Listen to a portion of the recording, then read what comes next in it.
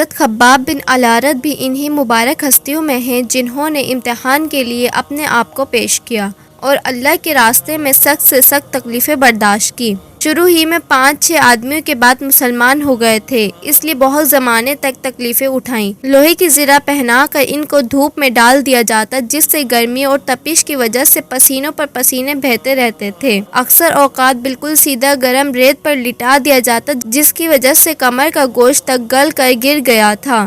یہ ایک عورت کے غلام تھے، اس کو خبر پہنچی کہ یہ حضور اقدس صلی اللہ علیہ وسلم سے ملتے ہیں تو اس کی سزا میں لوہے کو گرم کر کے ان کے سر کو اس سے داغ دیتی تھی۔ حضرت عمر رضی اللہ تعالیٰ عنہ نے ایک مرتبہ عرصے کے بعد اپنے زمانے خلافت میں حضرت خباب رضی اللہ تعالیٰ عنہ سے ان تکالیف کی تفصیل پوچھی جو ان کو پہنچائی گئی۔ انہوں نے عرض کیا کہ میری کمر دیکھیں۔ حضرت عمر رضی اللہ تعالیٰ عنہ نے کمر دیکھ کر فرمایا ایسی کمر تو کسی کی نہیں دیکھی۔ انہوں نے عرض کیا کہ مجھے آگ کے انگاروں پر ڈال کر گھسیٹا گیا، میری کمر کی چربی اور خون سے وہ آگ بجھی۔ ان حالات کے باوجود جب اسلام کو ترقی ہوئی اور فتوحات کا دروازہ کھلا تو اس پر رویا کرتے تھے کہ خدا نہ خواستہ ہماری تکالیف کا بدلہ کہیں دنیا ہی میں تو نہیں مل گیا۔ حضرت خباب رضی اللہ تعالیٰ عنہ کہتے ہیں کہ ایک مرتبہ حضور اقدس صلی اللہ علیہ وسلم نے خلاف عادت بہت ہی لمبی نماز پڑھی۔ صحابہ رضی اللہ تعالیٰ عنہ نے اس کے متعلق عرض کیا تو حضور صلی اللہ علیہ وسلم نے ارشاد فرمایا یہ رغبت و ڈر کی نماز تھی، میں نے اس میں اللہ تعالیٰ سے 3 دعائیں کی تھی، 2 ان میں سے قبول ہوئی اور ایک کو انکار فرما دیا۔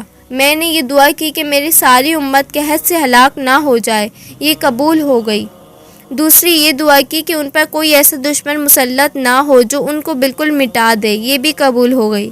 تیسری یہ دعا کی کہ ان میں آپس میں لڑائی جھگڑے نہ ہوں، یہ بات منظور نہیں ہوئی۔ حضرت خباب کا انتقال 37 ہجری میں ہوا اور کوفہ میں سب سے پہلے صحابی یہی دفن ہوئے۔ ان کے انتقال کے بعد حضرت علی کا گزر ان کی قبر پر ہوا تو ارشاد فرمایا اللہ خباب رضی اللہ تعالیٰ عنہ پر رحم فرمائے، اپنی رغبت سے مسلمان ہوا اور خوشی سے ہجرت کی اور جہاد میں زندگی گزار دی اور مصیبتیں برداشت کی۔ مبارک ہے وہ شخص جو قیامت کو یاد رکھے اور حساب کتاب کی تیاری کرے اور گزارے کے قابل مال پر قناعت کرے اور اپنے مولا کو راضی کر لے۔